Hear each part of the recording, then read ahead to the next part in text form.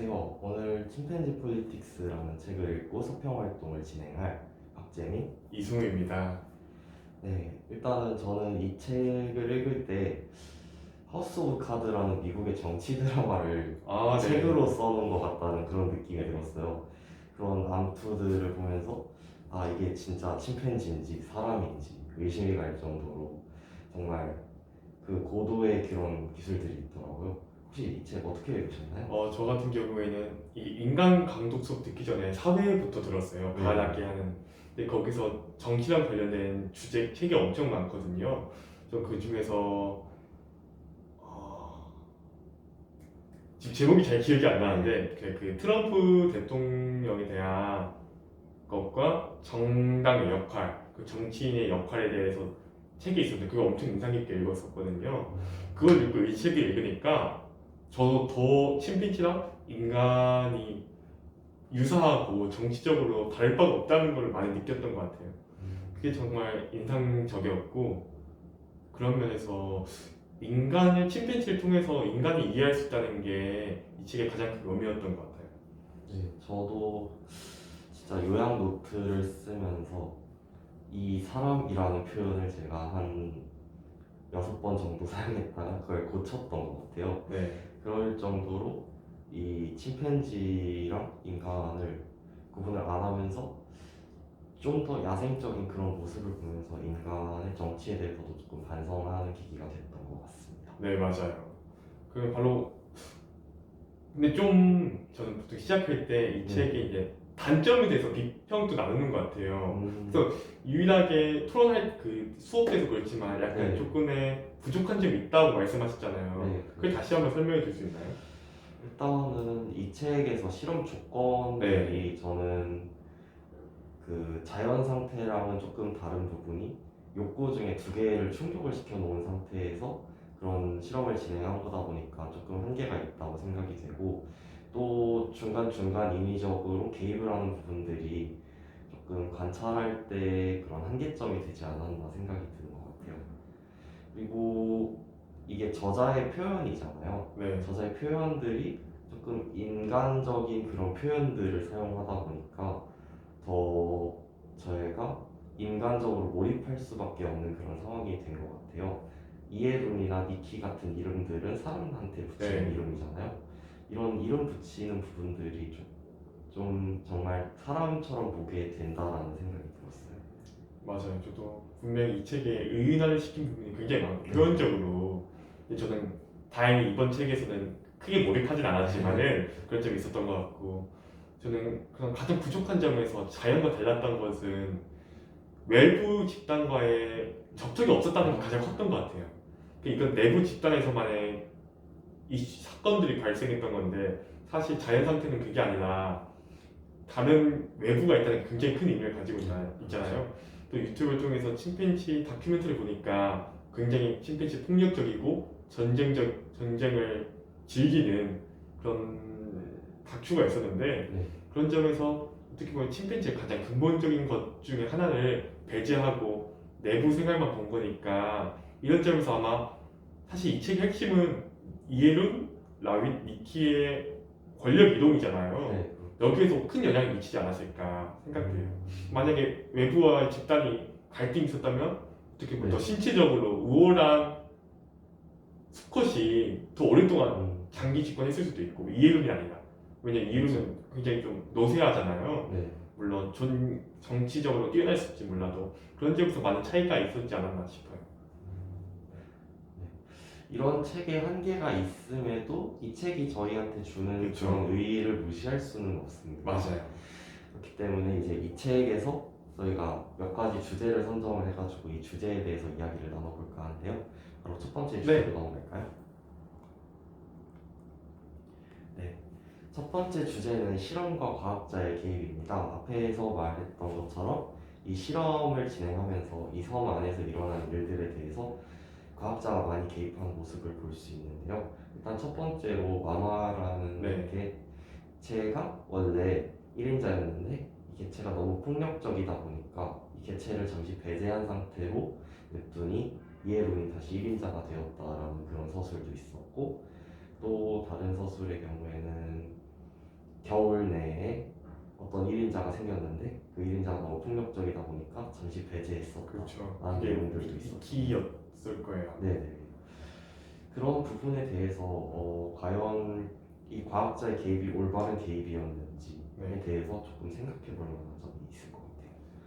저는 약간 이 실험이 결국 이 관찰이 무엇을 목표로 하느냐가 굉장히 중요한 것 같아요.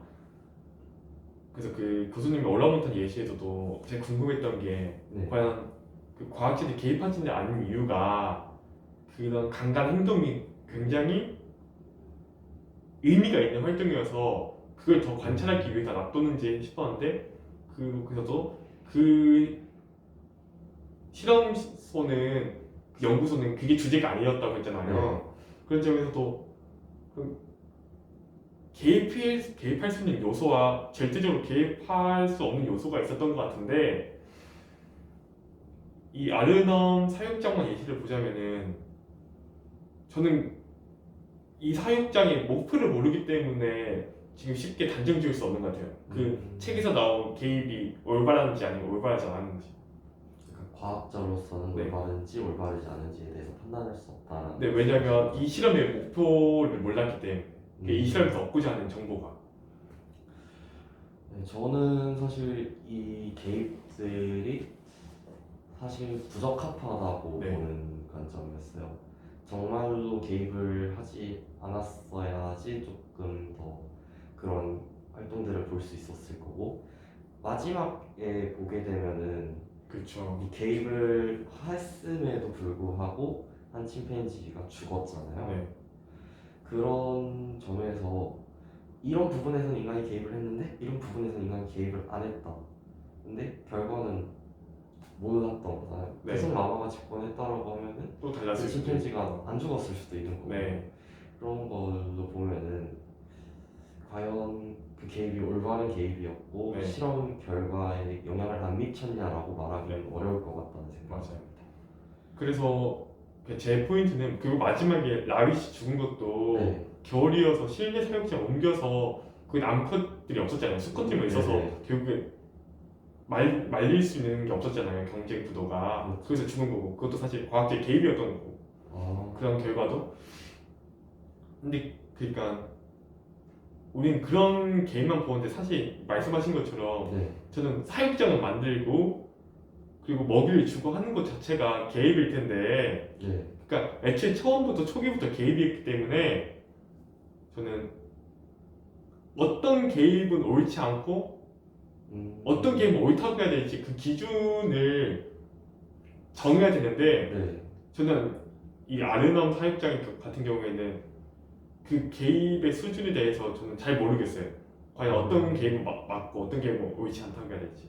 그러면 RNA 사육장 안에서 네. 그들이 일정 기준을 세워놨을 거고 그 기준에 맞게 개입한 거지 개입이 틀렸다 옳다는 판단할 수 없을 것이다라고 말씀해 주신 건가요? 그렇죠. 왜냐면 저는 이 책을 통해서는 그것은 이제 침팬지의 생활이나 서술은 굉장히 많이 들었지만 그렇죠. 그 과학자가 어떤 입장을 했는지 모르는 거잖아요. 그럴 만한 다 이유가 있었을 거고.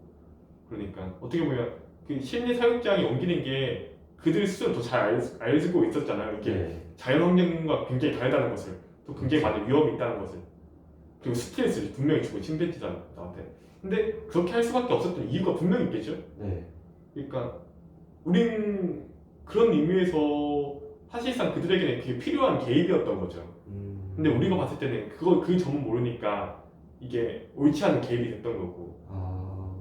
그렇게 바라본다면 충분히 네. 그 개입들에 대해서 이해할 수 있는 수준의 개입일 거라고 생각합니다. 그러니까 제가 아직 판단할 수 없는 거죠. 네. 분명 판단할 수도 있는 부분인데, 근데 저는 아직 이 케이스는 제가 거기까지 할 만한 정보가 없는 것 같아요.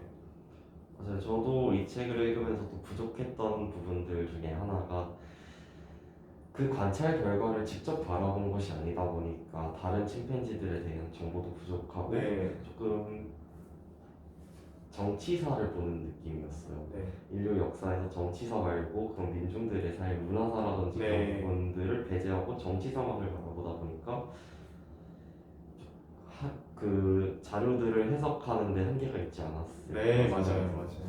그래서 그 게슈탈트 기각이론이었나요? 네, 거기서는 모든 부분을 알아야지 그 전체로서 더 큰 의미를 갖는다 했는데 사실 이 책 같은 경우에는 그 프란스 드발의 시선에서 네, 프란스 드발의 해석이 더 집중해서 우리가 받아들인 거잖아요. 그렇죠. 그러니까 어떤 그 침팬지 무리의 모습들 그리고 정치에 있어서도 네, 그러니까 더 쉬운 예로는 우리 한국에서는 민주당과 보수가 있는데 진보와 보수가 있는데 한쪽의 시선으로만 본 거죠.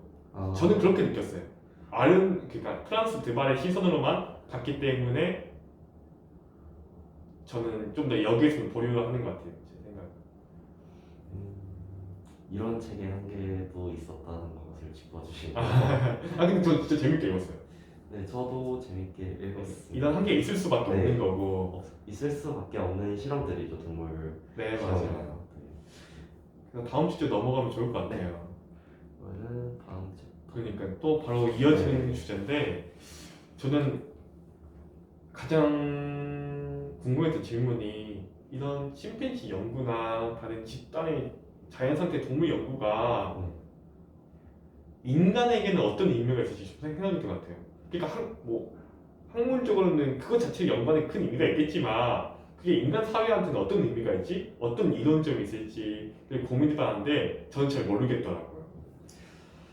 아마 저는 이미 답을 알고 계신다고 생각이 드는 게 앞에서 말씀해 주셨던 네. 내용 중에 하나가 그 침팬지들의 삶을 관찰하면서 그들의 인간에 정치 대한, 행위를 보며 인간의 정치 행위도 종적인 측면에서 바라봤다라는 네. 말씀을 해주셨잖아요. 네. 앞에서 읽었던 휴먼에이지라는 책이 인류세라는 관점에서 네. 우리의 세대를 바라보면서 네. 조금 더 폭넓은 관점을 가져다 준 것처럼 네.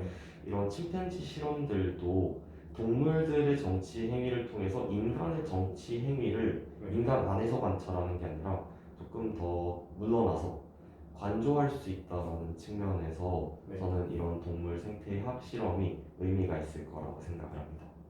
맞아요. 사실 그래서 저도 알고 있는 거죠. 그 부분에 대해서는. 근데 이제 그게 가능한 이유는 우리가 다른 동물의 생태계가 아닌 물론 네, 다른 동물들도 함으로써 그냥 생물이라는 그 자체의 시스템에 대해서 이해할 수 있지만 분명히 그렇죠. 특히 침팬지인 이유는 굉장히 유사한 동물이기 때문이잖아요. 유인원으로서. 그렇죠. 근데 그냥 인간과 유사하기 때문에 이 침팬지의 생태계를 관찰하는 거고 연구하는 거고 그게 인간을 이해하기 위해서라고 하는 거라면 네, 어 부적합하다는 말씀을 하시는 거죠. 조금 그럼 정말로 이제 완전 인간 중심적인 연구인 거고 한편으로는 근데 그게 인간과 굉장히 유사한데 이 동물한테는 결국 인권을 부여하지 않는 거잖아요. 그렇죠. 인간한테는 할 수 없는 행위. 물론 사실 인간한테도 굉장히 이런 사회적인 실험을 많이 하지만 어제 가둬놓고 하진 않잖아요. 자연 상태에서 그렇죠. 분리해서. 근데 그렇죠. 인간에게 할 수 없는 것을 일단 침팬지한테 하는 거고. 근데 그것보다 더 큰 점은 그러니까 이런 동물 생태학적인 이해가 네, 그 해석이 그렇게 되면 좀 너무 자의적이지 않나 이런 생각을 했어요. 이게 정말 인간한테 끼워 맞추는 거죠. 그렇죠. 동물 생태계 자체 이 침팬지를 이해하기 위한 연구를 모를까. 네, 근데 그 목적이 인간을 위한 거라면 네. 그 해석이 어떻게 보면 결과론적이라는 거죠. 아, 인간의 행동을 더 잘 해석하기 위해서 침팬지 행동을 인간처럼 해석하고 그러니까 인간과 굉장히 유사하게 되는 거죠. 저는 여기서 일단은 생물학에서 되게 인상 깊게 들었던 말이 하나 있습니다. 네. 우리는 어디서 와서 어디로 가는가를 연구하는 학문이 이제 바이오로지라고 네. 이야기를 들었는데요. 그런 측면에서 바라본다면은 진화적으로 유사한 동물인 침팬지를 관찰하는 것이 우리의 권력이 어디서 와서 어디로 가는가에 대한 관조를 할 수 있다는 점에서 이런 실험이 의미가 있을 수 있다고 생각을 합니다. 물론 이 과정에서 한계점으로는 인간 중심적으로 바라보기 때문에 한계점이 나타날 수도 있지만 이 한계점을 오히려 극복할 수 있는 방법이 어디서 와서 어디로 가는가라는 질문이기 때문에 우리가 어디로 가는가에 대해서까지 생각을 한다면은 네. 인간을 넘어선 생각을 할 수 있지 않을까 생각이 듭니다. 맞는 것 같아요. 그렇죠. 그러니까 저는 핵심 그거였던 것 같아요. 네, 그런 목적을 인간이 이해하기 위한 거라면 그냥 좀 더 직접적이지 않게 비슷한 인간의 한 케이스를 연구하면 되지. 네, 그 침팬지 생태계를 분석하는 게 그 정도의 리스크를 감당하고, 그러니까 뭐 동물 복지나 네. 이런 문제점을 감수할 만한 특별한 이유가 있는지 그런 생각을 했던 것 같아요. 그게 이제 제가 말했던 네. 어디서 진화적으로 네, 어디서 와서 네. 부분이 이제 침팬지인 거고 그렇죠. 우리가 어디 있는가가 인간에 네. 대한 연구가 될 거고 네. 어디로 가는가는 이제 상상의 영역으로 네. 맡겨야 되는 게 아닌가. 근데 맞는 것 같아요. 맞네. 그런 측면에서 충분히 의미 있는 실험일 거라고 생각이 듭니다. 네, 맞아요. 왜냐하면 결국엔 뒷부분에 휴먼 카인드라는 책이 있어요. 네. 그 책을 저는 이제 친구들이 추천 너무 많이 해줘서 먼저 읽어봤는데 거기서는 인간에 대한 실험들이 굉장히 많거든요. 네. 그 아실만한 게 그 벽을 두고 실험자한테 버튼을 누르면 전기 충격이 계속 가해지는 거. 그런 실험 아시죠? 그런 인간에 대한 실험들. 네. 저는 오히려 그런 인간에게 행해진 실험이 너무 인간을 이해하는 데 큰 도움이 되더라고요. 그런 생각을 좀 했던 것 같아요. 근데 말씀하신 대로 사실 그렇죠. 침팬지를 통해서 인간에 대한 많은 이해를 얻을 수 있는 것 같아요. 정말 그 본능적인 어떻게 보면 천성적인 행동에 대해서 메커니즘에 대해서. 이 책 말고 제 제목을 네. 기억하고 있는 책 중에서 이 책은 권력의 기원에 대해서 네. 설명하고 있는데 그 책은 폭력의 기원에 대해서 설명을 하고 있어요. 폭력의 기원을 설명하면서도 이런 영장류나 네. 동물들의 행위를 관찰한 내용을 써놨던 걸로 기억을 하는데요. 이게 어디서 와서 파트가 되지 네. 않나. 아, 폭력이라는 게 모든 종에서 조금 자연스러운 현상이다라는 네. 이야기를 했던 것처럼 그렇게 이 기원을 바라보는 측면에서는 이런 실험들이 충분히 의미 있고 네. 네. 그게 해야 되는 실험들이 아닌가 네. 생각이 들어요. 물론 인간을 이해한다라는 측면에서 네. 이 지구 전체의 종을 네. 이해한다라는 측면에서는 이런 실험들이 필요할까라는 생각은 남는 것 같습니다. 맞아요. 확실히 그렇죠. 그 기원을 찾는 도움이 굉장히 큰 것 같아요. 기원에 네. 대해서 맞는 것 같아요. 그렇죠. 나중에 하지만 저는 이제 그게 더 궁금한 거죠. 과연 인간이 얼마나 네. 그 기원에 종속되어 있고 또 얼마나 많이 벗어났는지도 굉장히 중요한 질문인 것 같아요. 물론 시작은 비슷하게 네. 출발했지만은 네. 침팬지와 같이 이제 그렇죠. 근데 침팬지와 인간의 다른 점은 그 기원에서 얼마나 독립적인 생물이 되었는가가 더 중요할 것 같아요. 그 기원에서 이제 어떻게 갔느냐가 아니라 기원이 독립적일 수도 있다라는 이야기를 해주신 건가요? 아니요, 그 기원 당연히 기원은 같은데 네네. 거기서 벗어나게 된 거죠. 그 벗어나게 된 생물학적인 디자인에서 이유는? 벗어날 수 있는 이유.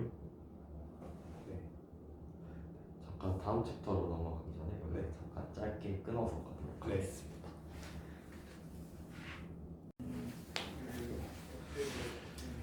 이어서 이제 네. 이야기를 나눠보도록 하겠습니다.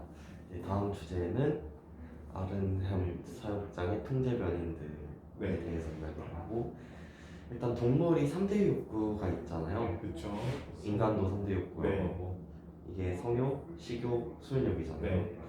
아무래도 아른햄 사육장 같은 경우는 이 수면욕은 안전한 쉘터를 통해서 침팬지들의 위협을 줄 만한 요소들이 다 배제되어 있는 상태이고 또 식욕 같은 경우는 내끼 나오는 식사를 통해서 이제 해결이 된 상태이기 때문에 조금 성욕에 대해서 많이 집중하게 된 상태가 아닌가라는 생각이 이 책을 읽으면서 계속 들었어요.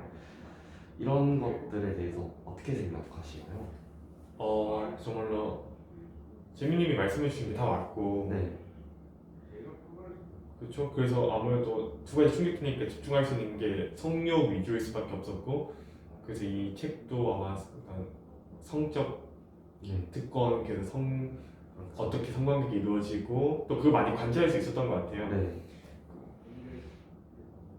근데 저도 오히려 이 점이 또 인간 사회랑 굉장히 유사하다고 생각하는 것 같아요. 음. 왜냐면 지금 인간 사회도 물론 정말 제3세기가 있지만 그렇죠. 우리 한국 사회만 보자면 대부분 수면욕과 식욕은 잘 충족할 수 있잖아요. 대부분 네. 사람들 일반적이라면. 근데 성욕은 사실 가장 그것 중에 풍요롭지 않은 것 같아요. 지금 인간 사회가 누릴 수 있는 것 중에. 그런 점에서 오히려 인간이랑 좀 비슷한 점이 있었던 것 같아요. 네. 수면욕이나 식욕 같은 경우는 이제 현대 사회에서는 네. 다 충족이 된 상태이고 네. 성욕 같은 것만 좀 음지로 들어가 있다 보니까 그걸 자연스럽게 발산할 수 없는 경우라서 이 권력욕하고 조금 연계가 되어 있다라고 네, 보시는 맞아요. 건가요? 네, 맞아요. 그렇게 생각한다면 조금 더 차이가 있을 수도 있다고 생각이 드는 부분이요. 네.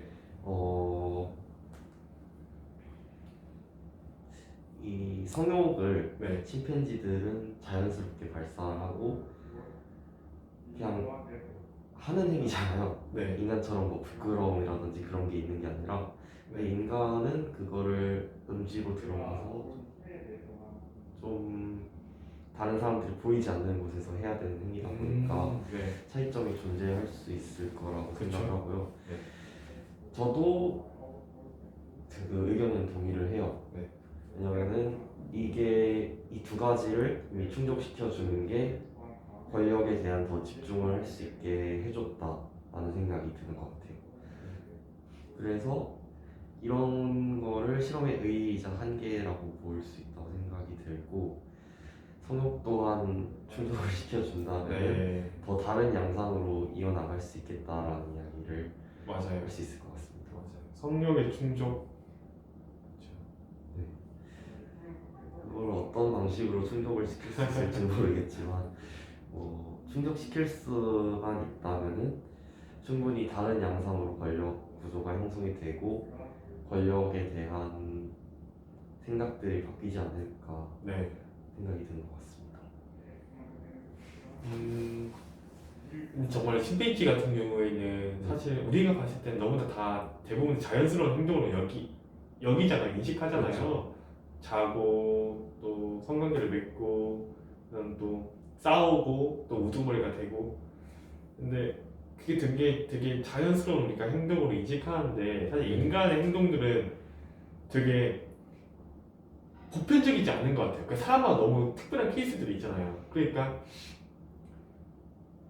이제 동물들 같은 경우에는 성욕이나 식욕, 수면욕을 충족시키면 되지 않을까라고 네. 가정을 세울 수 있는데 인간들 같은 경우에는 사실 수면욕을 채워준다고 해도 어떤 사람은 그보다 훨씬 더 많이 자기도 하고 그렇죠. 식욕을 생물학적으로 충족시켰다고 생각하는데 사실 모든 먹을 걸 통해서 쾌락과 스트레스 해소하는 사람도 있고 그러니까 어떤 게 대한 그런 거 뭐라고 하나요? 약간 집착 같은 게 있거든요. 정신적인 집착. 그게 인간이 또 특별한 점인 것 같아요. 그러니까 충족이 없는 거죠. 동물들한테는 충족이라는 게 굉장히 자연스러운 걸 수도 있는데 본능적인 단계에서는 인간은 그 쾌락과 욕구를 특정 무엇에 약간 패티시처럼 집착하는 경향이 있다 보니까 충족시키는 게 굉장히 어려울 것 같아요. 인간의 경우는 식욕이든 성욕이든 수면욕이든. 동물의 경우에 과연 동물들이 충족이 되었다라고 판단을 할 수 있을 그런 근거가 있을지는 모르겠지만 그런 것들이 충족이 되었다라는 상태라고 가정을 한다면 인간만이 그 충족되지 않은 거에 대한 욕구를 계속 발산하는 게 아닌가. 그렇죠. 그런 점이 있을 것 같아요. 생각도 드는 것 같습니다. 네. 왜냐면은 욕구라는 게 충족될 수 없다라는 이야기가 있었잖아요. 맞아요. 근데 동물의 경우에는 욕구가 충족이 될 수도 있다. 그렇죠. 우리 그냥 잘 모르겠지만 충족되는 것처럼 보이죠. 충족되는 것처럼 볼 수도 있겠다. 네. 이런 생각이 드는 것 같아요. 맞아요. 그게 인간과 동물의 가장 큰 차이점이고 그게 뭔가 하면은 정말 사피엔스에 나온 것처럼 허구를 상상할 수 있는 게 아마 음. 욕구적으로도 더 그걸 강화시키지 않았나 그런 생각을 하는 것 같아요. 그런 식으로 동물과 인간의 차이점에 대해서 생각해 볼 수 있을 것 같습니다. 네, 맞아요. 네, 이제 얼마 뒤의 챕터에 동물과 인간의 차이점에 대해서 네. 이야기를 나눌 건데 다음 챕터로 네, 넘어가도록 아마 하겠습니다. 다음 챕터에서 되게 이것도 있었네요. 이건 제 질문이었는데 저 마지막 질문이 이거였어요. 네, 그 대한민국에서 대통령 선거를 최근에 했잖아요. 그렇죠. 이제 이에룬, 라윈, 니키가 2인을 완전히 시켜서 네, 대통령 후보로 나온다면은 난 누굴 뽑을 것이고 근데 실제로 누가 더 선출될 가능성이 높은가가 제 질문이었어요. 제 시뮬레이션이었거든요. 한 가지 흥미로운 상상인 것 같아요. 왜냐하면은 이에룬, 라윗, 니키를 각각 의인화해서 본다면은 정치인의 네, 모습이 보이거든요. 그렇죠. 너무 그죠. 네, 어떻게 생각하세요? 저는 되게 캐릭터 다 다르잖아요. 네, 이름 진짜 약간 진짜 정치인 느낌. 나이가 많은 정치 경력이 많은. 저도 이제 좀 많이 빗대서 생각했어요. 실제 인물들이랑 네, 그리고 이제 라윗은 또 젊고 그런데 사실 되게 민중들을 위한 암컷과 아이들을 되게 가장 예뻐했잖아요. 그렇죠. 그 약자를 지켜줬고 갈등이 있을 때마다. 근데 실제로는 결국 집권하지 못했고 오랜 동안. 니키는 갑자기 뜬 인물인데 굉장히 과감하고 행동력 있고 근데 또 보복을 하기도 하고 네, 이게 모든 이에룬, 라윈, 니키가 완벽하게 어떤 정치인과 개입하진 않는데 되게 그 속성들을 가지고 있는 것 같아요. 우리가 아는 정치인들의 모습들. 저는 이에룬을 보면서는 네. 지금 정치에서 철새라고 불리는 그런 네. 분들이 있잖아요. 네, 그런 분들 중에서 노예한 정치인으로서 뭐 특정 이름을 언급하지 않겠지만 그렇죠. 대통령 선거 때마다 나와가지고 이쪽 캠프에서 네. 도움을 주셔가지고 킹메이커라고 불리는 그분 네. 있잖아요. 네. 그분이 이번에 킹메이커를 하셨죠. 그분이 살짝 떠오르더라고요. 네. 그리고 라윗 같은 경우는 이미지는 좋은데 네. 이제 오래 집권하지 못하시는 분들이 있잖아요. 네. 실제로 대선에 있어서도 많은 표를 받지는 못하지만 네. 계속 정치에 나오시는 네. 그런 분들, 뭐 노란색이라고 하면 네. 될지 모르겠는데 네. 그런 이미지가 살짝 떠올랐고요. 네. 니키는 이제 그냥 강력한 지도자 네. 그런 이미지가 떠올랐어요. 그래서 저는 이렇게 호감 가는 그런 인물을 뽑아보라고 네. 하면은 이에룬 쪽이 뒤에서 네. 결국에는 이 정치 체계를 균형 있게 유지를 해주는 그런 존재가 아니었나 그렇죠. 생각이 들면서 근데 정말 신기한 게 네, 근데 이거 딱 20살이니까 네. 투표를 하셨겠네요. 그렇습니다. 투표가 있었겠네요. 축하해요. 저 대통령 선거 처음이었는데 근데 저는 이에룬, 라윈, 니키를 빗댄 인물들이 저한테 네. 달랐거든요. 네. 이게 진짜 신기한 것 같아요. 근데 저도 저는 선거가 된다면 이에룬이 될 거라고 생각했고 네. 제가 선호하는 지도자 유형은 라윗이었거든요. 왜냐면 가장 네, 정치적으로는 어리숙한 모습을 보였기 때문에 그렇죠. 되게 그렇죠. 어떻게 보면 좀 진실된 거고 또 정치적으로 굉장히 정치 수단이 약했던 거죠. 그러면은 빗댄다면은 네. 뭐 이번에 사퇴하신 분들 빗댄 저는 사실 그랬어요. 저는 그랬어요. 정치 경력이 짧지만 되게 그렇죠. 네. 재밌는 것 같아요. 왜냐면 정치적으로 사실 네, 가장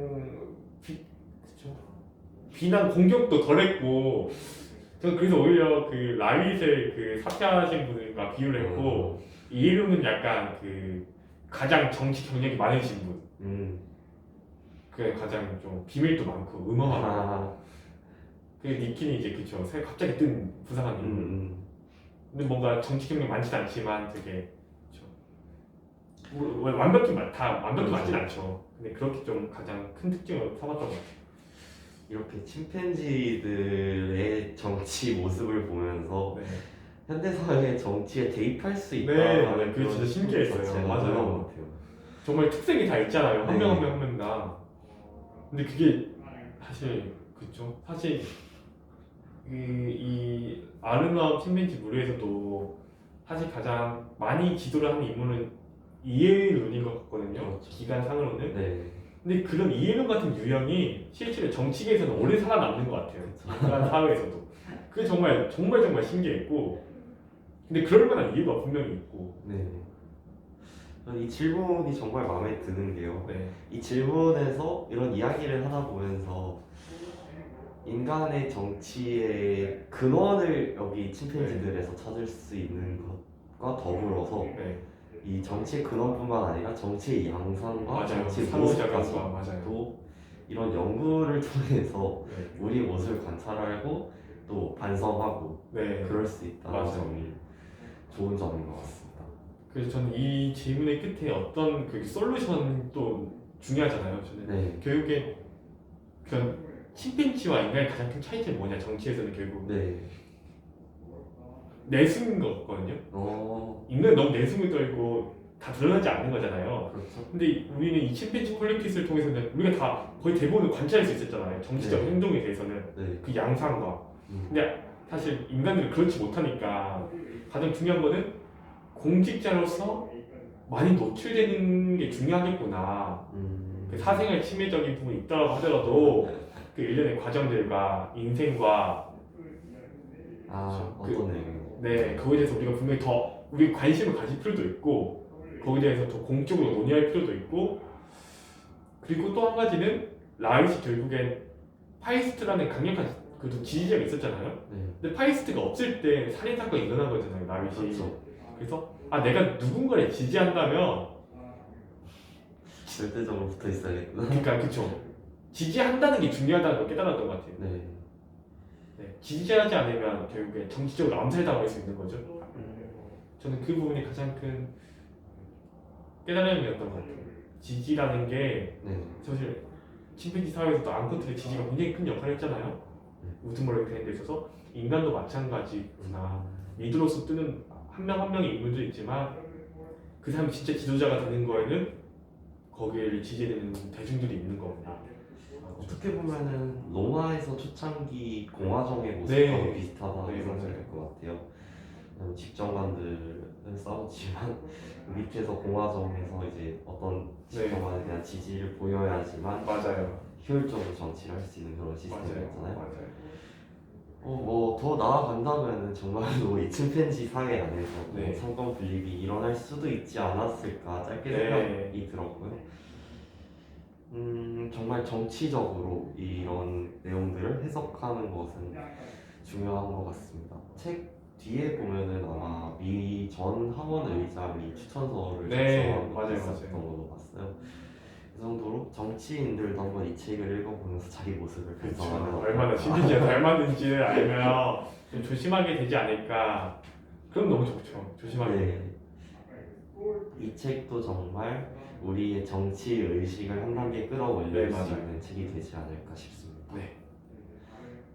네, 다음 그러면 질문 다음 넘어갈까요? 책으로 넘어가도록 네. 하겠습니다. 그렇죠. 아, 또 이게 사실 가장 네. 어려우면서 중요한 질문인 것 같아요. 이 책에 권리가 어떻게 형성되었는가. 네. 일단 이 책 안에서는 권력을 형성하는 것이 권력을 보여주는 것이 인사행위다라고 이야기를 네. 했잖아요. 네. 근데 인간 사회에서 권력이 어떻게 형성이 됐느냐에 대한 근원을 살펴보면은 네. 대부분의 역사서는 잉여 생산물이라고 네. 설명을 하죠. 그렇죠. 차이에서 발생하는. 네. 네. 근데 뭐 그에 들어서 잉여 생산물이 아니라 원래 뭐 신들이 네. 있었고 그 네. 신들에 의해서 농사를 시작했다. 그러니까 네. 권력이 먼저고 네. 이렇게 반대다라는 이야기도 나오고요. 네.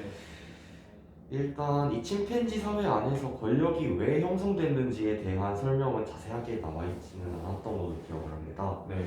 그래서 권력의 형성에 대해서 이야기를 하면은 네. 더 과거의 내용을 살펴봐야 되지 않을까 네. 생각이 들어요. 혹시 권력의 형성 어떻게 이루어진다고 생각하세요? 저는 결국엔 모든 동물에서도 우두머리가 있는 집단이 있는 거잖아요. 결국엔 네, 그렇죠. 굉장히 모든 개체들과 특별한 존재가, 사실 개미들도 군집이지만 여왕 개미가 굉장히 메인이고 철새들도 결국엔 가장 앞에서 나는 동물 우두머리 역할을 하는 거잖아요. 그러니까 집단이라는 거는 모두가 다 평등한 집단은 없는 것 같아요. 혹시 생각나는 게 있으신가요? 동물 중에서도 모두가 평등한 집단? 없는 것 같은데요. 저도 지금까지 많이 조사해보지 않았지만 없는 것 같아요. 어떤 집단이든지 간에 그게 야생 동물이든 아니 육식이든 초식 동물이든 사실 말들 사이에서도 우두머리 말이 있는 거잖아요. 가장 지켜주고 소들도 마찬가지고. 굳이 찾는다면은 네. 이제 독립적으로 생활을 하는 아, 개체들을 찾아야 그 돼요. 독립 개체들은 사실 네. 자기 자신이 그 결정권자인 거잖아요. 그렇죠.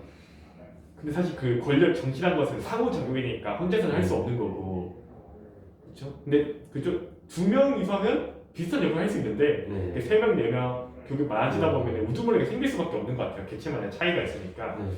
그런 물론 처음에는 그런 육체적인 차이가 리더를 결정했겠죠 시작에. 네. 나중에 그 다음에 이제 현명한 판단력이 융으로 됐을 거고 어떤 통솔력. 근데 저는 그런 결국 개체 사이의 차이가 있었고 집단이 커지면 커질수록 리더의 역할은 필요해지지 않았을까 자연스럽게. 리더가 먼저 내가 리더가 돼야지가 아니라 집단에게는 리더가 필요했다고 생각해요. 필요했다는 거죠. 필요할 수밖에 없었던 것 같아요. 아, 특히 인간의 다른 동물들보다 훨씬 규모가 컸으니까 집단은. 저는 필요했다기보다는 이런 행위를 할 수 있는 돌연변이들이 살아남은 게 아닌가 네. 이런 생각도 할 수 있을 것 같거든요. 네. 지금까지 이제 리더가 없는 그런 개체들을 보게 되면은 호랑이잖아요. 그쵸, 호랑이. 여기 네. 근데 호랑이 같은 경우는 그냥 그 존재 자체로 건드릴 다른 개체가 네. 없으니까 1인자로서 혼자 있어도 문제가 없었기 때문에 살아남을 수 있었던 거고, 사바나에서 치타나 하이에나 등을 보게 되면은 사자나 코끼리랑 강력한 네. 개체들이 이미 존재를 해요. 네. 그렇기 때문에 그 개체들이 살아남기 위해서는 네. 다양한 리더가 있어야 되고 그룹을 네. 형성해야 되는 네. 거죠. 만약에 이렇게 그룹을 형성하지 못한 하이에나, 그러니까 네. 사회 부적응자가 네. 있다고 하면은 자연스럽게 동물 사회에서는 도태될 제거되죠. 수밖에 그쵸. 없다는 생각이 들었어요. 그런 점에서 인간은 아직도 그런 사회 부적응자들이 네. 존재하잖아요. 네. 과거에서 뭐 수렵차집 사회였다면은 그 개체들은 어떻게 보면 도태됐을 수도 있다. 네. 나는 좀 위험한 발언이긴 한데 네. 그런 생각이 들고요. 선택된 게 아니라 그 개체들이 살아남음으로써 자연 선택된 게 아닌가. 그래서 인간의 기본적인 그런 면에는 권력에 대한 욕망이 자연스럽게 존재할 수밖에 없지 않나. 나는 그러면 제가 이해하기로는 결국 생존에 유리하기 위해서는 네, 권력 지향적인 그렇죠. 게 더 유리했었고, 네, 그러다 보니까 모든 인간들이 사실 뭐 그냥 대부분 동물들이 권력 지향적인 게 된 거겠네요. 그게 더 생존에 유리했으니까. 네. 그래서 유전자에 박혀 있는 그런 요소들이 아닐까. 네, 분명히 맞는 것 같아요. 네. 단순히 성형만이 진짜 네. 박혀 있는 게 아니라 유전자에 박혀 있는. 그쵸, 유전자에 박혀 있죠. 존재할 맞아요, 수 있다. 맞아요. 그래서 권력 욕망을 이제 다음 챕터랑 이어지는 내용인데요. 네. 다음 챕터가 현대사회의 권력에 대해서 이야기를 하면서 이제 권력 욕 자체가 네. 하나의 근원적인 요소다라는 이야기를 할 거예요. 그렇다 보니까 이제 저는 이런 관점에서 바라본다면은 네. 권력욕이라는 게 성욕이나 뭐 수면욕이나 그런 것처럼 DNA에 박혀 있는 요소다라고 생각을 할 수 있고요. 그렇기 때문에 교수님이 그 강독 수업에서 말씀하셨던 게 리더십 교육을 하는 이유가 우리가 기본적으로 팔로워십 모드이기 때문이다 네. 라는 말씀을 해주셨는데요. 그것도 맞는 말인 것 같아요. 네. 왜냐하면 리더만 있으면 안 되고 팔로워도 존재를 해야 되니까. 네. 우리가 사회 안에서 계속 살아가기 위해서는 이런 유전자가 뭐 리더가 될 유전자가 있고 팔로워가 될 유전자가 있을 수도 있겠다는 네. 생각까지 드는 것 같아요. 네. 그쵸. 왜냐하면 사실 아무래도 이기적 유전자를 읽으셨을 것 같은데 거기도 그러면 이제 그 안정한 상태가 있잖아요. 그 풀이 유전자 풀이. 네. 근데 물론 과거에서는 그 모두가 권력 중심적인 유전자가 더 많이 살아남을 수 있었는데 결국 저는 그 균형 상태가 그 집단만이 다 유전자 풀이 점령하는 게 아니라 그게 뭐 소수인 거죠. 권력 지향적인 인물 5% 10% 나머지 그냥 팔로워십 모드를 하고 있는 사람들이 그 비율이 뭐 1대 9 아니 2대 8 이런 비율이 인간에게 더 안정할 수도 있지 않을까. 근데 그런 유전자가 지금까지 물려왔다면은 당연히 어떤 인물은 다 유전자 단계에서 생물학적 단계에서 또 권력 지향적인 인물이 되는 거고 리더로서 당연히 근데 대부분의 사람들은 그게 아닐 수도 있는 거고. 그렇죠. 근데 사실 이것보다는 인간은 더 문화와 교육의 영향이 훨씬 더 큰 거고. 네, 그런 것 같아요. 근데 사실 저는 인간의 권력에 있어서 이게 또 사람마다 다를 것 같아요. 대부분의 사람들은 권력을 지향하는가? 근데 저는 그건 좀 아닌 것 같거든요. 어떻게 생각하세요? 맞아요. 제가 앞에서 말했던 네. 것처럼 이제 권력에 대한 욕구도 분명히 유전자에 존재를 했겠지만 이 권력을 따르는 사람들이 더 많아야 되니까 이 따르는 사람들의 유전자도 계속 살아남았을 거란 말이에요. 이제 이 유전자가 점점 섞여나가는 거를 무의식적으로 방지하기 위해서 권력자들은 권력자들끼리 혼인을 하고 이런 계층 사회를 만들지 않았을까라는 생각도 드는 것 같아요. 그래서 이 리더만 존재하는 게 아니라 리더의 유전자 풀이 따로 존재하고 이 팔로워십들의 그런 유전자들이 또 존재하지 않을까라는 좀 위험한 생각을 합니다. 그렇죠. 분명히 저는 근데 사실 그게 엄청 큰 유의미한 차이가 있을 거라고 생각하지 않는 것 같아요. 인간에게 그 유전자보다 훨씬 더 영향을 미치는 게 저는 크다고 보고 환경적으로. 사실 다른 동물들과 다르게 인간은 유아기가 엄청 크잖아요. 성인이 되기 전까지가. 사실 야생동물들은 초식동물 같은 경우는 몇 시간 만에 자기 다리도 걸 수 있고 사슴이나 말 같은 경우에는 또 야생동물들도 고양이과도 몇 달 안에 자기가 사냥 연습을 하잖아요. 사실 인간은 10몇 년 동안의 유아기간을 거치는 거잖아요. 성인이 되기 전까지. 그게 다 교육기간이잖아요. 저는 이게 인간의 특별한 점인 것 같거든요. 유니크한 동물로 만들어준. 그러니까 유전자보다 학습으로 얻는 차이가 훨씬 더 큰 거죠. 기간이 큰 만큼. 그래서 권력에 대한 투쟁도 사실 제도가 생김으로써 권력 집단과 피지배층이 나눠짐에 따라서 지배층의 훈련이 제왕하기라고 하잖아요. 왕의 훈련을. 사실 그런 식의 훈련이 문화가 된 거고 이런 집단이 리더를 만들어낸 거죠. 물론 유전자적인 차이도 있겠지만 사실. 아마 제가 읽었었던 책이었나 어떤 칼럼 중에서 인간이 이족 보행을 하게 되면서 여성의 지위구가 좋아졌고 그렇기 때문에 미성숙한 아이가 태어날 수밖에 없었다. 네 맞아요. 저도 읽어봤던 것 같아요. 그 부분을 얘기를 해주신 것 같은데 이제 그렇기 때문에 인간은 교육이라는 게 더 중요해졌고 문화가 중요한 하나의 이슈로 자리 잡았다라는 이야기가 있었던 것 같아서 동의하는 것 같습니다.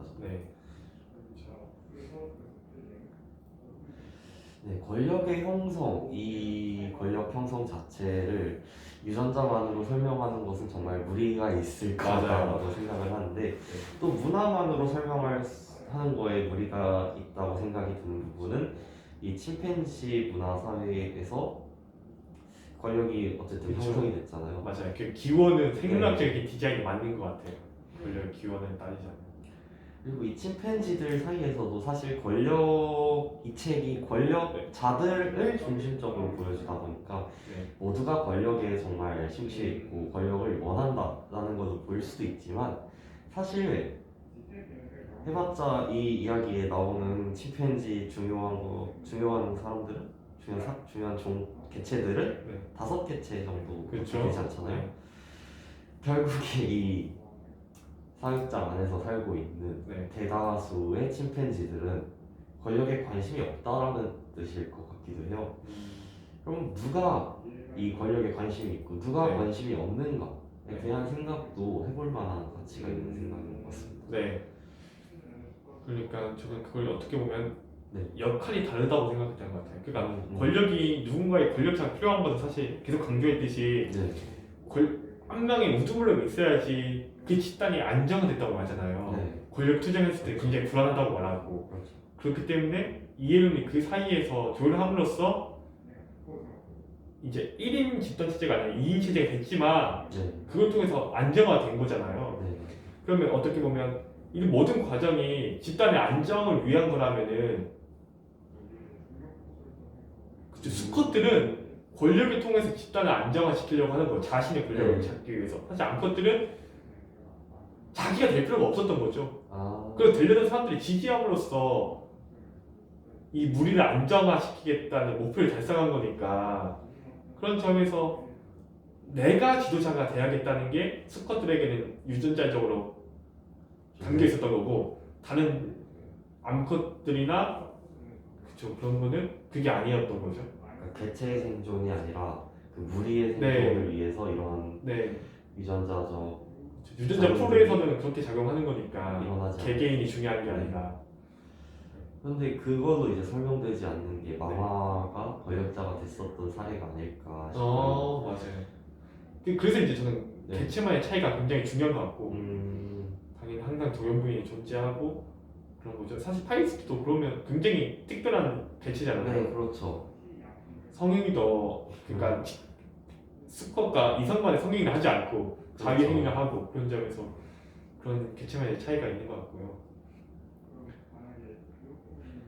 개체만의 차이가 있고 결국에 권력의 형성의 원인을 딱 하나로 권력의 근원을 딱 하나로 집을 수는 없지만 다양한 네. 생각들을 해보면서 권력의 근원이 어디서 왔을까에 대한 생각을 해볼 수 있을 것 같아요. 맞아요. 결국에 핵심은 동일한 게 결국 생존의 유리한 형태였을 것 같아요. 네. 권력이라는 게 권력, 우열 관계. 다음 챕터에서 이야기를 할 내용들을 이미 거의 다 맞아요. 이야기를 했던 것 같은데요. 그럼 인간에게 한정 짓는다면 네. 이제 인간에게 한정 지어가지고 현대 사회에서의 네. 권력은 왜 그걸 쟁취하려고 하고 네. 그걸 원하고 네.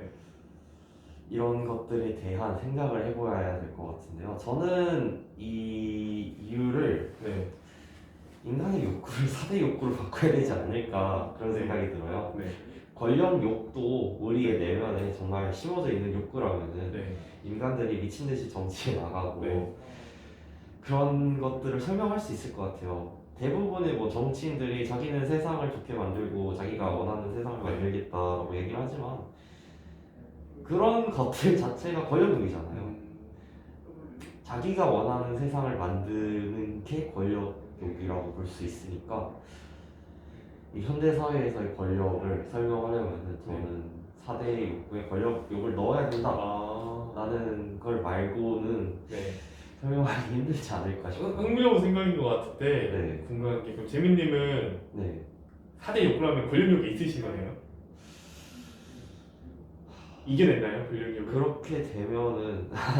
왜냐면 4대 욕구 정도 되려면 식욕 있으시고 성욕 있으신 거겠죠? 네. 소명도 있으시고 그럼 권력욕도 있으셔야 되는데 권력욕 있으시나요? 어떻게 보면 있다고 할 수도 있겠죠. 제가 리더가 되고 싶어 하는 걸 수도 있고 제가 돈을 원하는 게 권력하고 또 돈하고가 이 자본주의 사회에서는 연관이 되어 있으니까 원하는 거기도 하고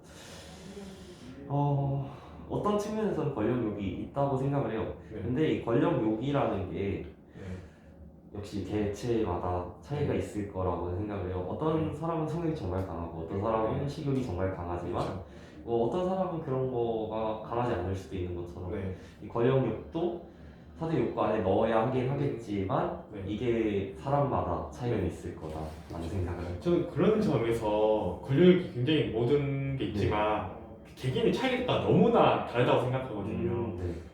그리고 대부분의 사람들은 사실 권력욕을 필요 조건이 아닌 거죠. 그러니까 충족하지 않아도 살 수 있는데 나머지 세 개는 충족하지 않으면 살아갈 수 없다. 굉장히 많은 문제점을 일으키죠. 권력욕을 이제 개체의 생존에서 바라보는 게 아니라 종의 생존에서 바라보는 아, 이게 좀 네. 필수적인 요소가 될 수 있는 게 아닐까 네. 싶어서 넣는데 괜찮지 않을까 싶었어요. 권력욕.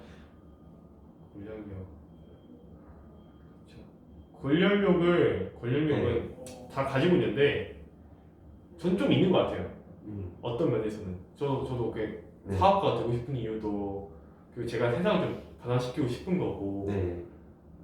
그런 점에서 결국 뭔가 추구하는 게 있는 거죠.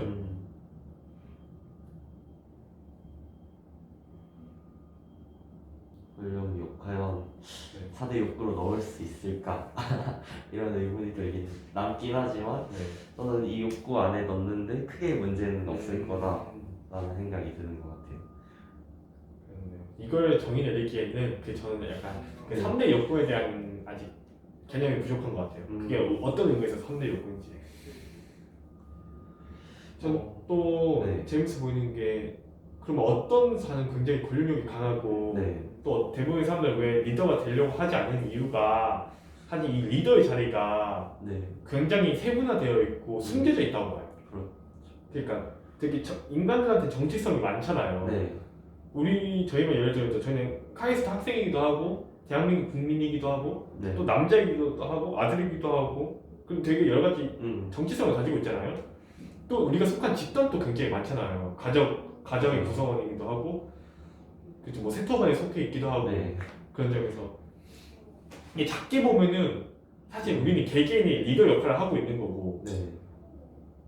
또 어디에서는 뭐 조장이나 이런 거 맡으면 또 거기서도 이끄는 자리에 있는 건데 그렇죠. 좀만 그 규모가 커지면 커질수록 우리는 아무것도 아닌 게 돼버리잖아요. 네. 그냥 그 중에 일부 가정만 들어가도 우리 리더의 자리에 저는 아니거든요. 그러니까 뭐 아들이고 동생이지. 근데 그게 이제 국민 단위 우리가 생각하는 나라 단위가 되면 그렇죠. 우리가 지금 정말 리더자라고 명백하게 인식하는 거고 CEO나 그 정도 단계 가면 우리는 다른 사람이 되어버리는 거잖아요. 그렇죠. 그래서 되게 권력욕이 그렇게 보면 희미해진 거고 그 10,000명, 뭐 100만 명 중에 1명, 1000만 명 중에 1명 이런 걸로 가버리니까. 그렇죠. 근데 사실 작게 보면은 10명 중에 1명이 되고자 하는 욕심이 있는 것 같아요. 인식하지 못할 뿐. 근데 누군가는 네. 정말 큰 규모 1000만 명 중에 1명이 되고자 하는 사람들이 있는 거고 그 자라온 환경에 따라서. 네. 근데 대부분의 사람들은 그게 아니어도 그냥 4명, 5명 중에 리더가 되는 거예요. 그냥 친구들 무리에서 동등하게 비슷한 영향력을 미치고 자기의 의견을 표출할 수 있는 걸로 또 만족할 수 있는 그런 권력욕을 가진 사람들도 있다는 거죠. 뭐 어렸을 때 네. 동네에서 자주 놀았다 보면은 꼭 한 명이 대장 노릇하려고 맞아요. 그러잖아요. 맞아요. 그런 것처럼 이렇게 모여서 노는 그런 사이에서도 권력에 대한 욕망은 인간 내면 안에 존재한다라고 맞아요. 해석을 할 수 있을 것 같기도 하고요. 네. 저는 이 권력에 대해서 생각을 해보면은 네. 권력은 단순히 파워를 상징하는 게 아니라 어떻게 보면 그 집단에 대해서 희생할 수 있느냐에 대한 문제라고도 네. 바라봐요. 왜냐면은 CEO가 된다는 거는 네. 자기의 가정이라든지 그런 네. 거를 포기하고 네. 이 회사에 대해서 헌신하겠다라는 네. 그런 자리인 거잖아요. 네. 뭐 이재용 같은 경우를 보게 되면은 자기의 네. 개인적인 삶을 네. 포기하고 그냥 그 삼성의 네. 총수로서의 역할에 정말 몰두해 있고 거기에 대해 헌신하고 있다고 볼 수도 있는 거잖아요. 네. 그렇기 때문에 이 권력욕을 다른 측면에서 보면은 네. 이 집단에 대해서 얼마나 헌신하고 희생할 것이냐에 네. 대한 문제로 바라볼 수 있을 것 같아요. 저는 좀 헌신과 희생이랑 좀 다르게 생각하는 게 그 권력의 기원에 대해서 우리가 침팬지에서 되게 많이 네. 봤잖아요.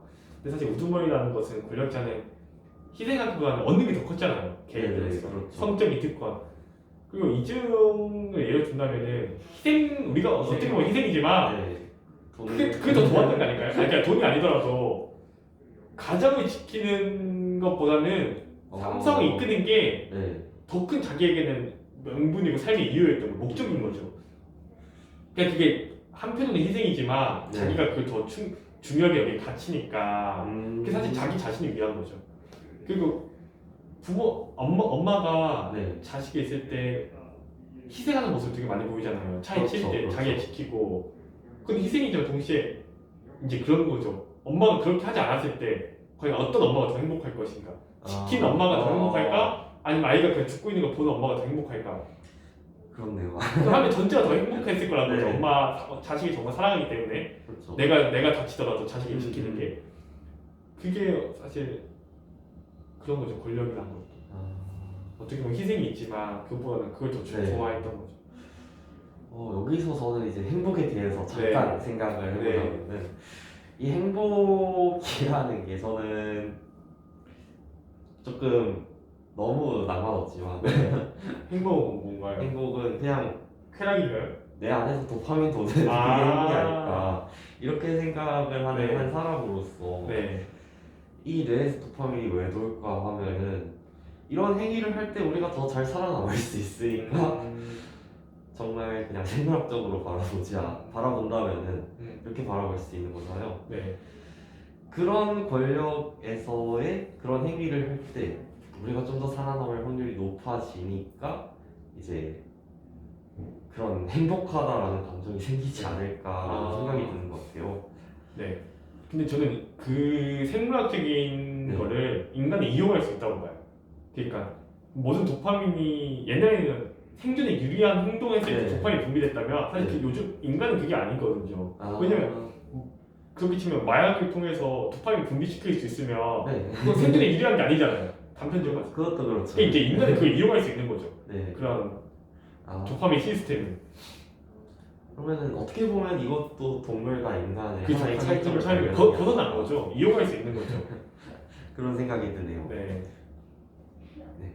그러면 이렇게 권력에서 행복에 대한 얘기까지 네. 나왔는데 다음 챕터로 좋은 것 한번 같아요. 넘어가도록 하겠습니다. 네, 이제 또 나왔네요. 인간과 네. 침팬지의 차이점. 맞아요. 이거랑 그 다음이 아마 공통점일 텐데 네. 그냥 동시에 진행해도 될 것 같아요. 차이점과 공통점에 네. 대해서. 그러면은 차이점과 공통점 그냥 네. 공통점 비디오 놓고 진행하도록 하겠습니다. 정말 어려운 것 같아요. 일단 그러면 각자 네. 한 문장씩만 딱 서술해 볼까요? 차이점은 뭐고 공통점은 뭔지. 저는 차이점에 네. 대해서 먼저 이야기를 해보자면은 인간들은 결국에는 이 다툼의 과정에 있어서 자기의 그 작은 집단이라고 하면 침팬지 정도의 작은 집단 50명 정도 모여있는 집단이라고 하면은 이 안에서 리더가 나타나는 것까지는 가능해도 서로 죽인다는 극단적인 상황까지는 안 갈 것 같다는 생각이 들었습니다. 근데 침팬지는 서로를 죽였기 때문에 이게 인간과 침팬지의 하나의 차이점이 되지 않을까 싶고요. 인간과 침팬지의 공통점은 화해한다라는 거를 공통점으로 꼽을 수 있을 것 같습니다. 네. 인간들 싸우잖아요. 네. 정치인들 진짜 많이 싸우잖아요. 네. 근데 뭐 결국에는 뭐 마지막에 와가지고 사면해주면서 그쵸. 화해했다 뭐 이런 식으로 이야기하기도 하고 선거에서 패배한 정치인이 먼저 가가지고 당선 축하한다라고 하면서 악수하는 네. 그 과정이 침팬지들이 인사하면서 털고르기 하는 과정하고 차이가 없어 보여요 저는. 네. 그래서 이게 공통점이 아닐까 싶어요. 네. 저는 인간과 침팬지의 차이점은 결국엔 그 어떻게 해서 이렇게 갈라졌는 것 같을 때 저는 사피엔스의 굉장히 네. 정리해서 규모의 차이에서 온 것 같고요. 공통점은 너무 당연한 말이지만 네. 상호 의존적인 속성이 나는 것 같아요. 그러니까 혼자서 생존할 수 없는 거죠. 집단에 속하기 때문에 네. 결국엔 권력에 대한 상호작용이 필요했던 거고 화해가 필요했던 거고 결국엔 다른 개체한테 의존할 수밖에 없다는 점이 네. 가장 정치를 하는 이유인 것 같아요. 침팬지도 그렇고 인간도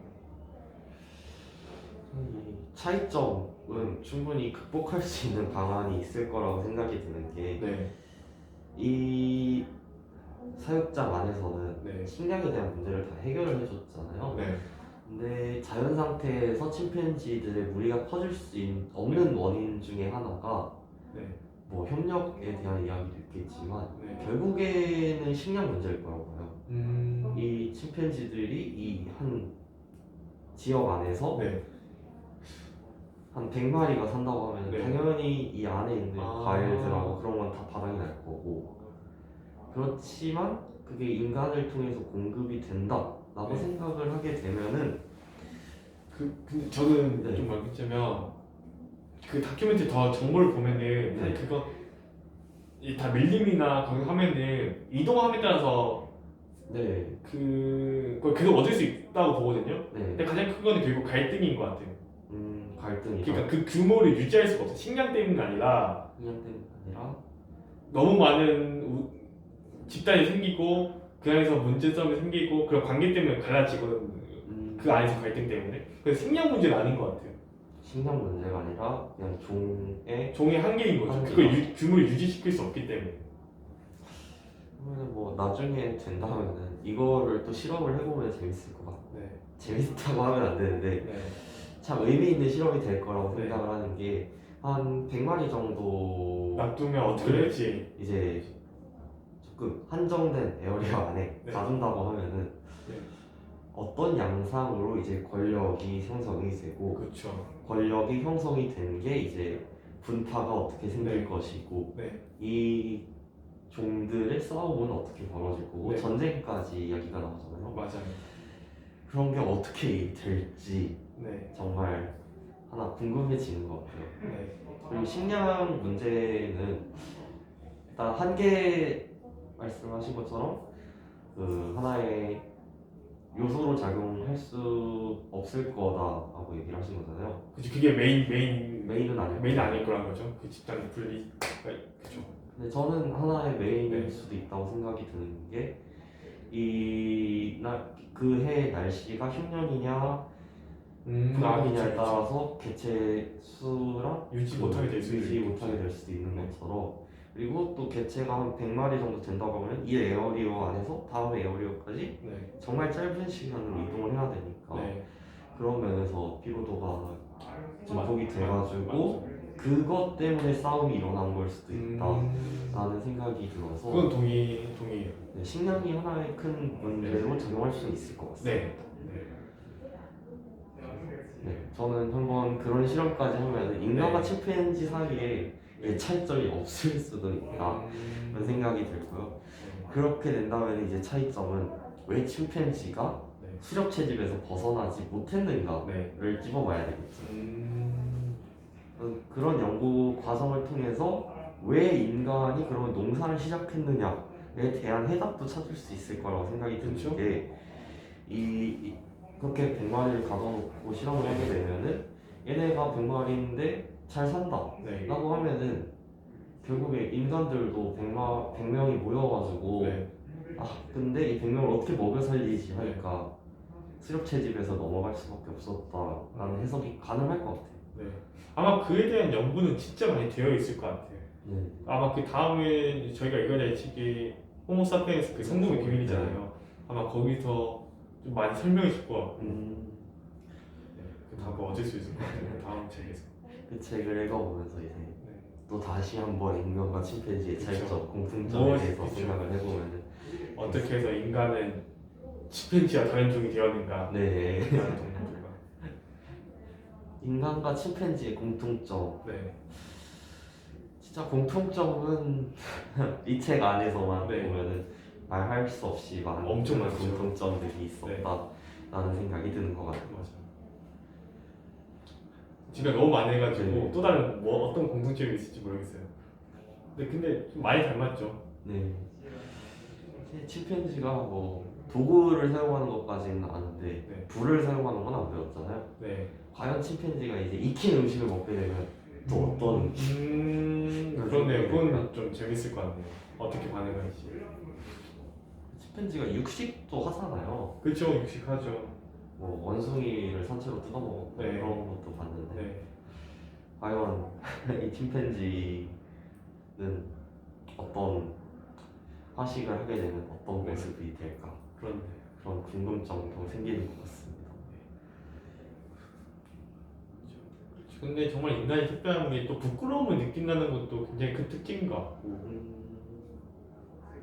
과연 그것도 재밌는 주제일 것 같네요. 부끄러움이 어떤 좋은 영향을 미쳤을지. 부끄러움이 좋은 영향을 미치고. 그리고 그쵸 그뭐 지나적으로 하면은 그게 뭐 생존이 유리했기 때문에 부끄러워한다는 게 생긴 거잖아요. 지금 든 생각인데 부끄러운 게 생존에 이득이 된다라고 하면은 네.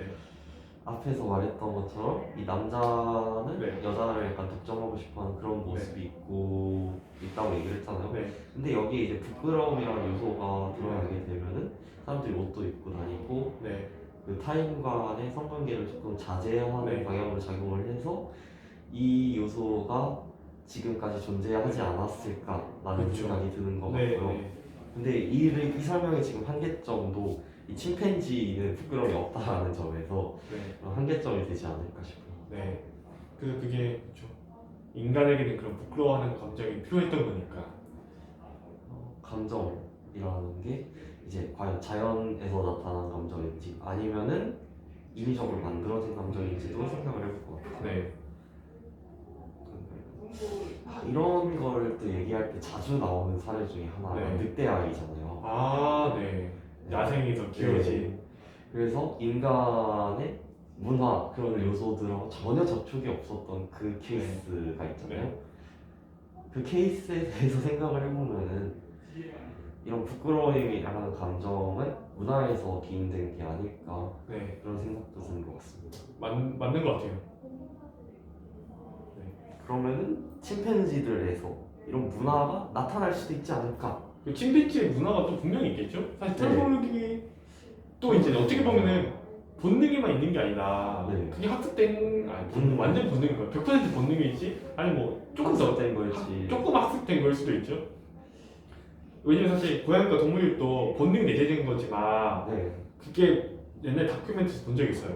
부모님께 배우지 않으면 사냥하는 법을 배우잖아요. 네, 생존율이 굉장히 음. 떨어져가지고 그렇죠. 그 사냥률이 생존이 오래 못 가는 경우가 많다고 들었거든요. 일반적으로.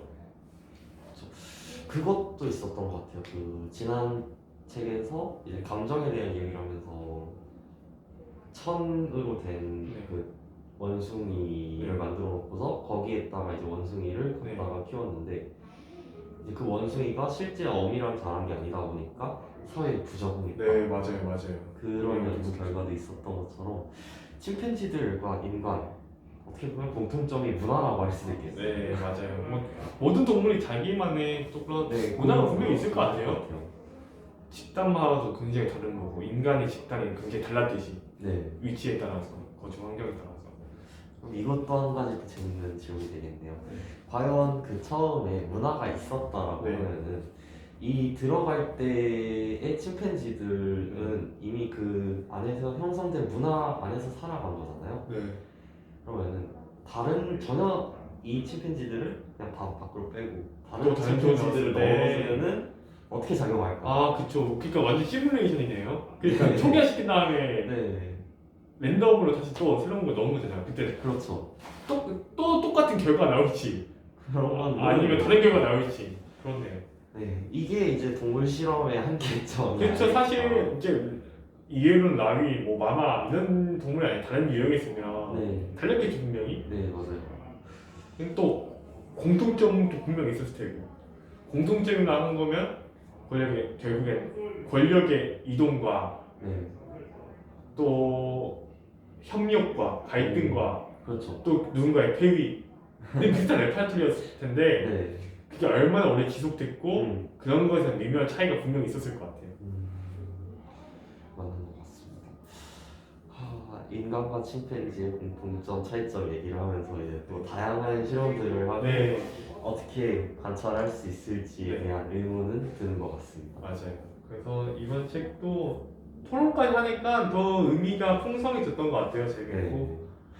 그러면 이제 잠깐 여기서 또 한 가지 얘기해 볼 만한 주제라고 생각이 드는데 동물 실험에 네. 그러면은 한계점들에 대해서 정말 많이 짚었잖아요. 네, 그럼에도 의의를 얘기를 했었고 네, 이 부분에 대해서 좀 더 얘기할 거리가 남아있는 것 같아서 네, 조금 더 얘기를 해보고 싶거든요. 네, 일단은 이런 침팬지 실험을 할 때를 보게 되면은 네. 결국에 한계점은 이 침팬지라는 개체가 무슨 생각을 하는지 모를 뿐더러 그렇죠. 이 침팬지라는 개체랑 이 개체랑 이 개체는 다른 개체이기 때문에 네. 이 개체로 실험을 할 때랑 이 개체로 실험을 할 때는 분명 다른 결과를 나오게 되잖아요. 네. 근데 그런데도 이 제인 구달이 직접 네. 그 안에 들어가서 실험을 했던 방법이 인정을 받았던 것처럼 그렇죠.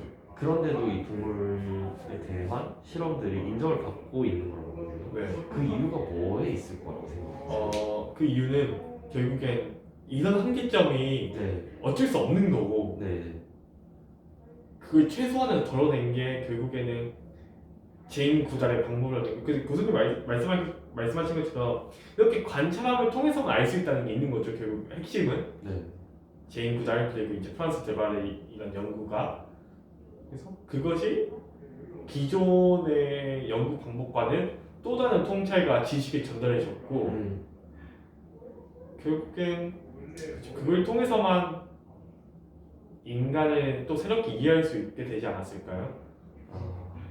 네, 그렇죠. 그게 이게 지금의 한계인 것 같아요. 그래서 지금 더 앞으로 연구되고 있는 게 로봇이나 그 나노 칩을 심어서 관찰 당하고 있는지도 모르게 관찰하고 있는 연구가 많이 진행되고 있고. 맞아요. 이 드랑의 연구 같은 경우도 직접 그 침팬지 사회 안으로 들어간 건 네. 아니고 그냥 이 사회를 만들어 놓고 여기서 네. 간주한 거잖아요. 네. 그렇다 보니까 제인 구달의 방법보다는 조금 더 프랑스 데발이요. 네. 근데 그렇게 치면은 오히려 제인 구달은 획기적이다. 아니요 획기적이 아니라 더 자연 상태였잖아요. 아, 완전히 더 그러네요. 자연 상태였잖아. 그런 면에서 보면 이제 또 다른 네. 면들이 있는 것 같아요. 그러니까 요즘은 그걸로 들었어요. 완전히 그냥 칩을 심어서 위치를 추적하고 그러니까 카메라를 통해서 관찰하는 거죠. 또 자연 상태에서 굉장히 초소형 관찰하지 못하는 그리고 이제 뇌파 분석을 통해서 우리가 자의적으로 해석하는 게 아니라 뇌 어디가 자극되고 그런 걸 통해서 그 감정적인 요소에 대해서 그렇게 본다면 이제 충분히 다양한 각도에서 접근을 하기 때문에 다양한 결론들이 나오고 그 결론들이 상호 보완함을 통해서 더 어떻게 충분히 의미 보면 있는 그렇죠. 결론이 더 명백한 답을 네. 얻을 수도 있지 않아요. 확실한. 그러니까 이제 또 한 가지 생각이 드는 게 말하는 코끼리 기억하세요 혹시? 말하는 코끼리요? 네, 에버랜드에서 아니요, 저는 몰라요. 그 말하는 코끼리라는 네. 그런 개체가 있는데요. 네. 개체가 그냥 조금 독특한 네. 신체 구조를 가지고 있어서 말을 할 수 있었고 그게 사람하고 상호작용하면서 말을 배웠다라는 네. 이야기가 있었고요. 네. 또 침팬지들의 경우에 수화를 할 수 맞아요. 있다라는 게 사람하고 상호작용을 통해서 밝혀진 거잖아요. 네. 이런 식으로 사람하고의 상호작용을 통해서 밝혀질 네. 수만 있는 결과들이 이런 결과들이 네. 아닐까 싶네요. 네, 맞아요.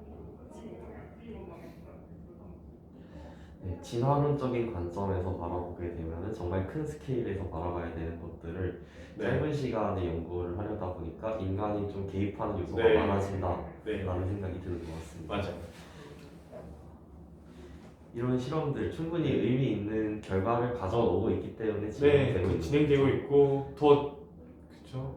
그 지금의 이제 문제점을 해결하기 위해서 또 새로운 연구 방법들이 더 나은 방법들이 연구되고 있는 거고 방법론적으로 필요한 근데 잘 모르겠어요. 그냥 제가 모르겠는 부분은 네. 어떤 부분일까요? 그러니까 내가 네. 제가 이 사실을 알았다고 하더라도 네. 이 행동을 했을까? 이 인류가 얼마나 달라졌을지 모르겠어요. 그 임팩트를. 네.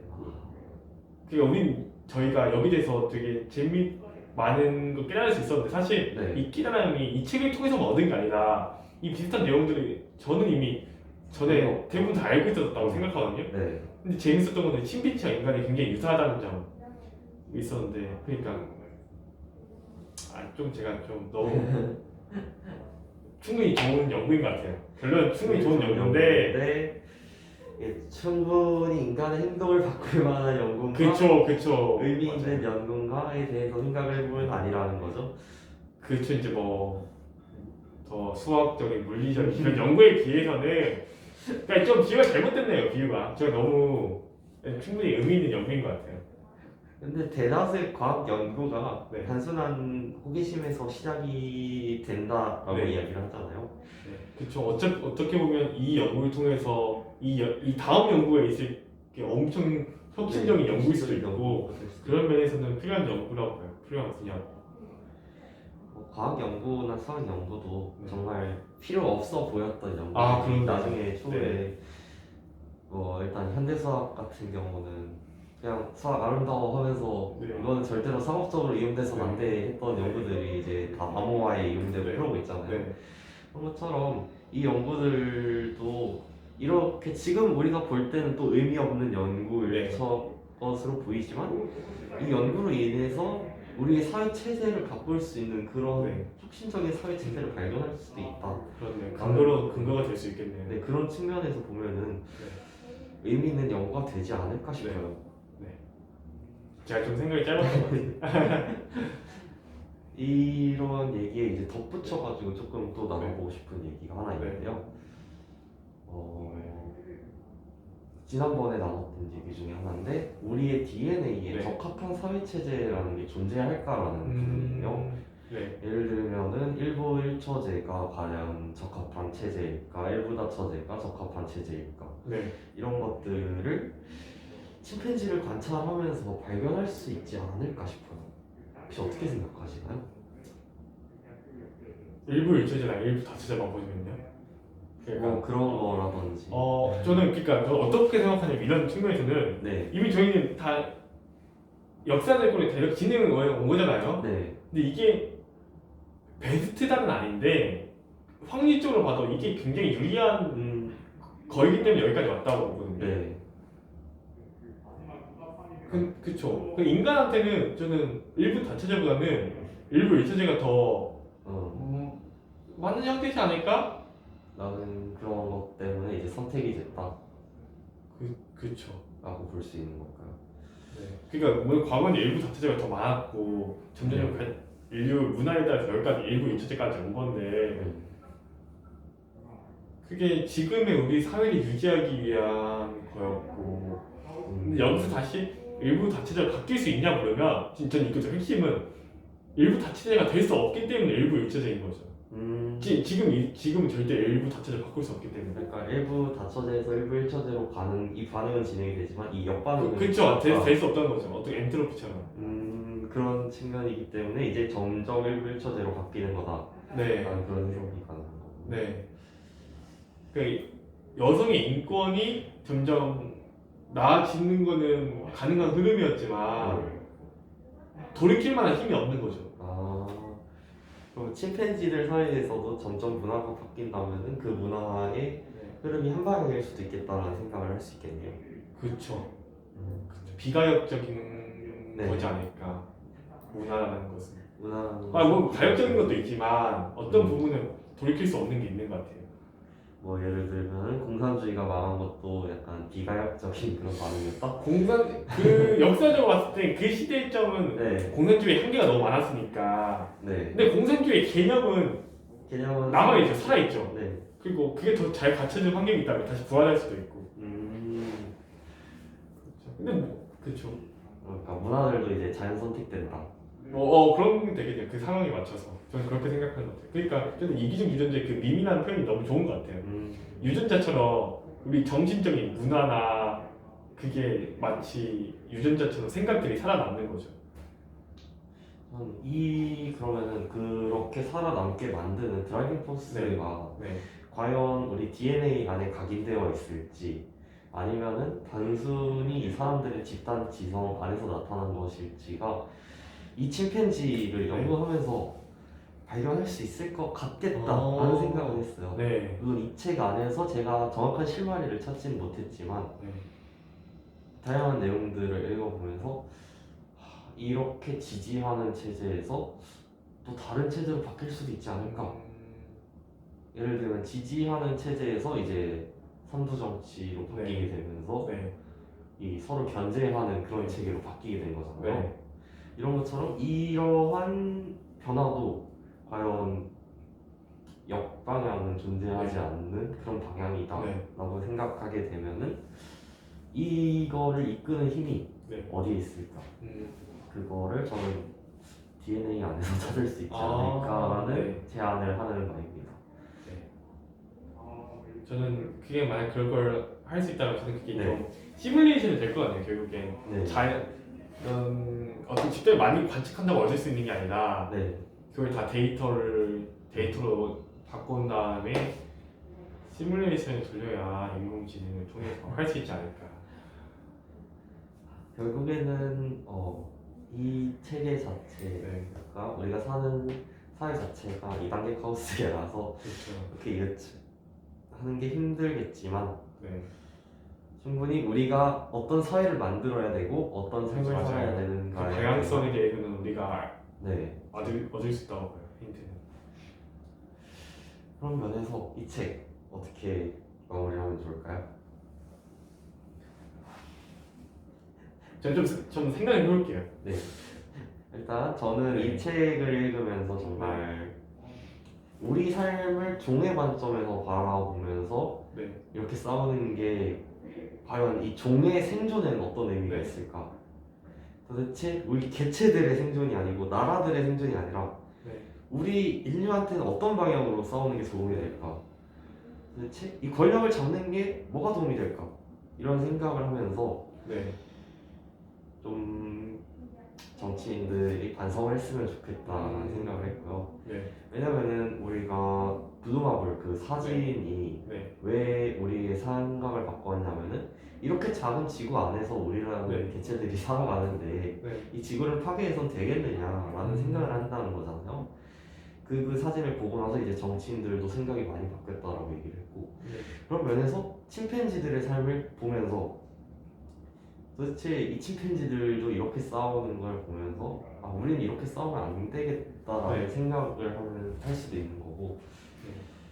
좀 인류세와 더불어서 폭넓은 인류 안에서 보는 게 아니라 인류 밖에서 네. 인류를 관조할 수 있게 해주는 생각을 가지게 해줬다는 점에서 네. 저는 이 책 충분히 의미 있다라고 생각을 합니다. 물론 이 책을 있는 그대로 받아들이는 거에는 한계점들이 존재함에도 그 한계점들에 대해서 명확하게 인식하고 이 책을 읽는다면 정말 좋은 책이 되지 않을까 생각합니다. 저는 좀 모순적이긴 하지만 네. 이렇게 인간에게 되게 그런 본능적인 모습이 굉장히 많다는 점, 네. 신빈주의와 유사하기 때문에 하는 행동들이 정치적이거나 뭐든지 인간만의 유일하다고 생각했던 부분들이 굉장히 그게 아니라 본능적이었던 거고 동물로서 그렇다면 그 미묘한 다른 점이 또 인간의 결국에 독특하게 만든 점인데 저는 사실 이 책을 읽으면서 제가 가장 크게 느낀 거는 그럼에도 불구하고 인간은 특별한 동물이다라는 것 같았어요. 그러니까 결국엔 되게 유사한 본능들이 아직도 남아 있는데 너무나 다르게 독보적인 존재가 되어버린 거잖아요. 그렇죠. 그래서 그런 본능을 이겨낸 힘이 인간인 거고 그래서 저는 되게 계속해서 궁금하게 만든 책이었던 것 같아요. 과연 인간이 무엇이길래 인간이 이렇게 달라질 수 있었지? 이렇게 비슷함에 불구하고 그런 호기심을 계속해서 갖게 만드는 책이었던 것 같아요. 그렇죠. 인간이 도대체 뭐길래? 인간이 뭔데? 이런 이야기를 하잖아요. 네. 그런 면에서 은하수를 여행하는 히치하이커의 네. 인간은 그냥 신지가 만든 시뮬레이션 컴퓨터 안에 네. 돌아가는 개체들이었어 네. 라는 그런 이야기를 하잖아요. 네. 인간은 아무것도 아니었어 라는 해답이 나올지 네. 인간은 정말로 특별한 존재여서 이렇게 발전할 수 있었던 거야 네. 라는 이 해답 자체에서 아마 침팬지 폴리틱스는 인간은 특별한 존재는 아니었어 라는 쪽에 이제 힘을 실어주는 책이라고 생각을 해요. 맞아요. 이제 사피엔스 앞서 읽었던 사피엔스랑 인류세에 다뤘던 휴먼에이지 책은 인류는 특별한 존재야, 정말로 특별한 존재이기 때문에 이 지구를 관리할 책임이 있어라는 뭐 그런 식의 이야기를 하면서 이렇게 이쪽에 좀 힘을 실어줬다면 네. 침팬지 폴리틱스는 이제 반대편에 힘을 실어줬다고 네. 생각이 드는 것 같네요. 맞아요. 그러면 네.